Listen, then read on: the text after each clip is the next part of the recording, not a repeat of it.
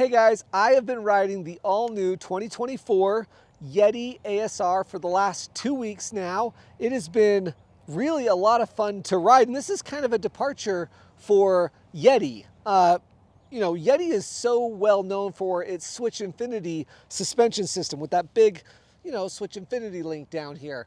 And as you can see on this ASR, it doesn't have that. It's more like a single pivot style cross-country bike. And so just real quick, the nuts and bolts of it is 115 millimeter travel in the rear, 120 in the fork with RockShox suspension, which is also a departure for Yeti. They've almost always used Fox shocks. I think they did it for the lighter weight, the weight savings on this cross-country bike. It has a 66.5 degree head tube angle, which for a cross-country bike is generous. That's slacker than even what the Yeti SB100 or the 115 was before this. And then a 75.5 degree seat tube angle. On this size medium, it's a 445 millimeter reach. I'm 5'8", and it felt perfect. Like, it's just a very nice fit. I think this is like a 60 millimeter stem that came on this bike, but it just felt really good. Today's video is sponsored by Salt Cycles, and we're going to be talking about how this bike climbs, how it descends, and kind of who this bike is for and how it compares to some of the other bikes in this short travel kind of cross-country bike category. If you've never been to my channel, I'm Jason, and this is MTB Yum Yum, and I test out a ton of different bikes, but I really have an emphasis on short travel trail bikes and cross-country bikes. So at my house right now, I have an Ibis XE, which is Ibis's kind of cross-country bike. I have a Cannondale Scalpel SE, a Pivot Mach 4 SL, and the new Specialized Epic Evo. And so the Epic 8 Evo. And so I've been riding this back-to-back with those bikes over the last couple weeks, and I'll share at the end of this video my kind of experience riding this back-to-back with some of those. But very first of all, I would say it's a very lightweight bike. I think my build right here, even with aluminum wheels, is only 24 pounds, 4 ounces. Again, that's in a size medium. And so it feels really sporty and like nimble underneath me when I'm riding. It's very lightweight, very responsive. It has a Recon front tire and a Recon Race rear tire. And I spend a lot of time on that Maxxis tire combo. So I trust it, I'm familiar with it, and it goes fast, As far as climbing goes, this bike just feels incredibly efficient and just flies up the trail. I can just tell you, you feel almost no pedal bob at all. In fact, riding this back-to-back with the new Specialized Epic 8 Evo, that bike has much more pedal bob. Just like on a gravel road, like on a fire road getting up to the actual single track. Once you get on the single track, you don't feel the bob in that Specialized bike quite as much, but here you don't feel it at all. In fact, RockShox also offers on this Yeti this grip shift. Now you can go from pedal to locked out to open and keep the bike completely open. And it's locking up the front fork here and the shock in the back.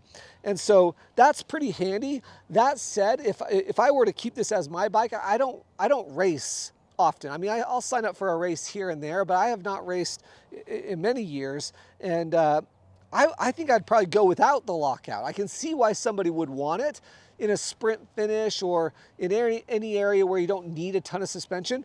Locking that out would certainly, I mean, I can tell from using it the last couple rides, you can feel it lock out, but it's so firm pedaling anyway. I just don't know that I would ever use it unless I was in like some sort of race scenario. So you can judge for yourself whether or not you would need that on there. But it's very firm platform for pedaling underneath.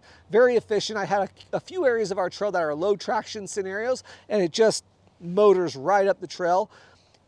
It doesn't feel probably quite as racy as like the previous generation Specialized Epic Evo that I've ridden, but it's not far off either. It has that really all business type of mentality when you're climbing.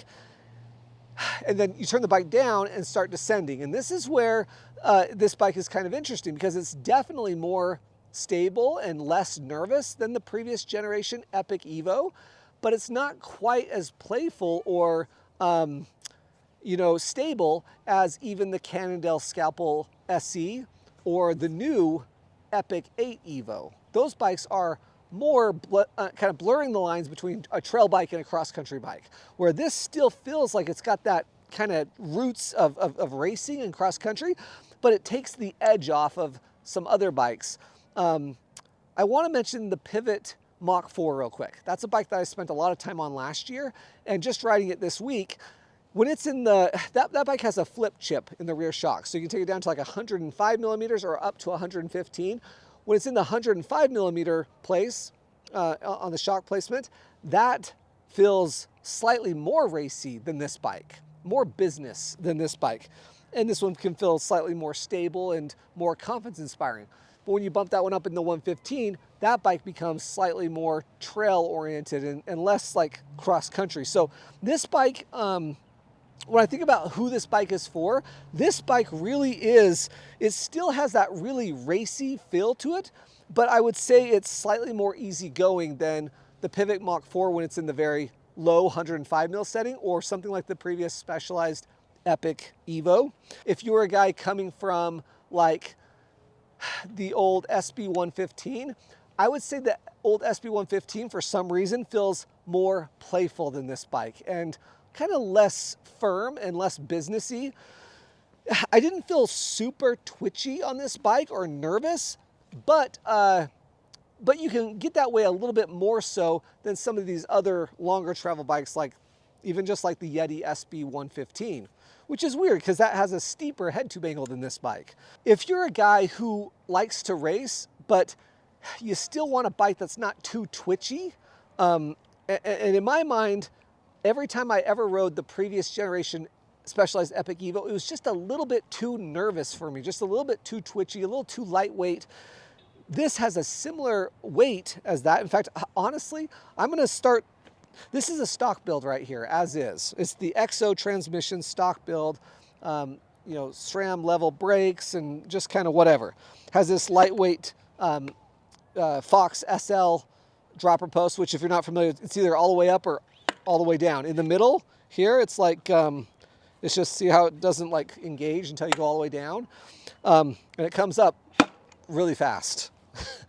But this is their kind of stock build. I'm gonna take this up to my local bike shop, Salt Cycles, and kind of throw some money at it and see how lightweight I can get this down to. Because at 24 pounds right now with aluminum wheels, I would imagine I can get this down under 22 pounds. I think. So if you're a guy who is signing up for races and that's an important part of your mountain bike experience, I think you're really gonna like this bike. It doesn't feel quite as nervous or twitchy as some other shorter kind of race bikes that I've ridden.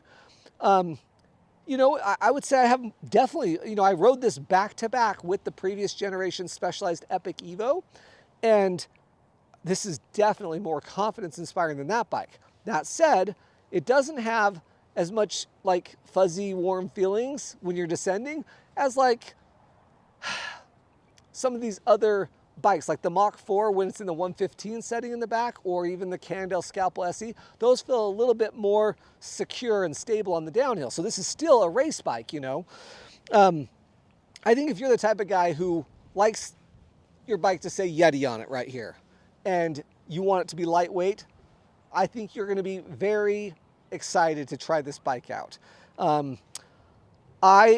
I don't race a lot. I sign up for a few races here and there, but racing is not my top priority. That said, I love riding the Ibis XE, and that's their race bike, right? I've got one inside right now. I like riding the Pivot Mach 4 SL. That's Pivot's race bike. And so there's still a spot for this type of bike in your life if you're not a hardcore racer, but I would definitely say that this lends itself more to the person who's gonna be signing up for some races.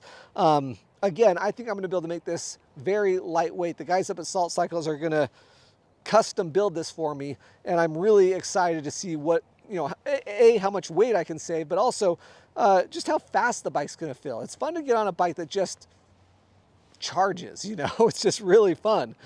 A couple things that maybe stood out to me is, number one, the grip shift and the grips, they're like proprietary. These grips go to this grip shift, and these grips are thicker than any grips that I ever use. And so my hands were cramping like crazy after even 45 minutes on this bike, you know, and most of my rides are like an hour and a half. So I noticed that my hands were cramping pretty bad, and I didn't like that. Not a huge deal, but I don't love that. That's the other reason why I'd probably go without this grip shift for me personally. Now, if you're racing for a podium, you might want that lockout, you know? It's just not my cup of tea. The other thing, this is not my cup of tea right here. This saddle, or excuse me, not the saddle, the dropper post, I get it, like it's lighter weight, but look, you can't find a position other than up or down. I think it's lighter weight. I get why people would want that to save some weight. It's 150 mil. It'll take your right off if you're not careful. And man, I think I could fit a 175 dropper in here, no problem. And so I'd rather have the extra length than just a normal dropper post, right? I like the water ball cages up a little bit higher so it's easy to grab. Some of these bikes have them way down here. Also, there's a spot for 2 water bottles up here, and then also here on the seat tube. Everything else about the bike felt awesome. It was dead quiet. Oh, I should also mention, I originally started my ride out with probably 15 millimeters of spacers below the stem, and it just did not, it felt weird. The handlebars were just way up high. I've now taken that 15 millimeters and put it on top of here, and I have just 5 millimeters underneath the stem. And I definitely felt like it was more control. It felt more chargy.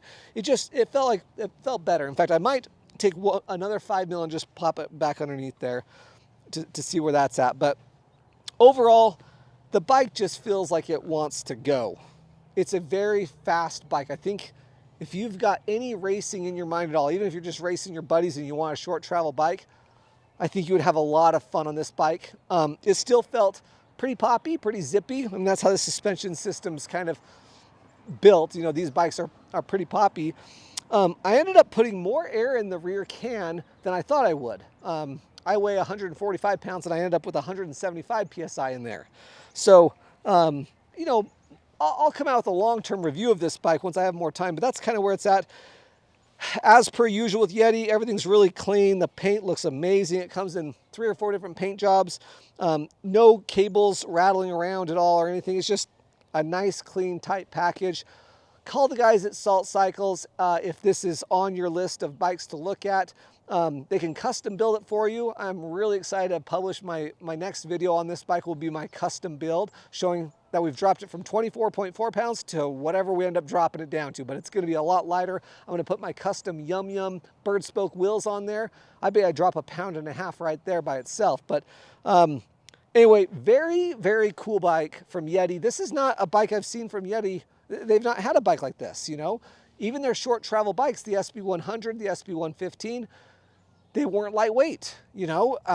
For crying out loud, they showed up with, they shipped those bikes out the factory with a Maxxis DHF front tire and a Gresser rear tire, or some crazy thing like downhill tires. At least this time they spec'd it with a Recon and a Recon Race. So good job, Yeti. That's the right tire combo. I think this is going to be a fast bike for people who want to just charge and climb. Anyway, thanks for watching. Any questions or comments you have, stick it down in the comment section down below. And I do a pretty good job of interacting in that comment section for about a week or so after the video. And man, call the guys at Salt Cycles. They can custom build it for you. I think you'd be really thrilled with this bike. Thanks, guys.